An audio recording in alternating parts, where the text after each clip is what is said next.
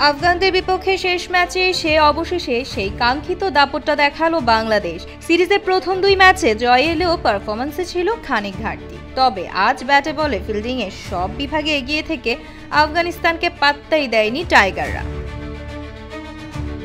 শারজায় তৃতীয় ও শেষ টি-20 আফগানিস্তানকে 6 উইকেট ও 12 বল হাতে রেখে হারিয়ে সিরিজ 3-0 ব্যবধানে হোয়াইট ওয়াশ করল জাকির আলীর দল। 144 রানের লক্ষ্য তারা করতে নেমে শুরুটা ছিল সতর্ক। ওপেনার পারভেজ হোসেন ইমন 14 রানে আউট হলেও অপর প্রান্তে আক্রমণাত্মক ছিলেন তানজিদ হাসান ও সাইফ হাসান। তানজিদ 33 রান করে ফিরলেও সাইফ দলকে এগিয়ে নেন।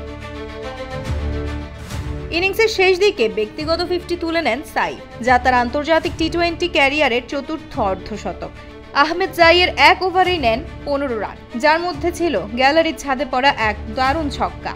শেষ পর্যন্ত নুরুল হাসানের ছক্কায় জয় নিশ্চিত হয় বাংলাদেশের।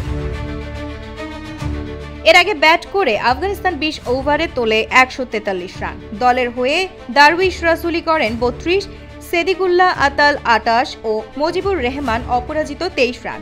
বাংলাদেশের বোলারদের মধ্যে মোহাম্মদ সাইফুদ্দিন নেন 3 উইকেট, নাসুম আহমেদ ও তানজিম হাসান তারা নিয়েছেন 2 উইকেট করে।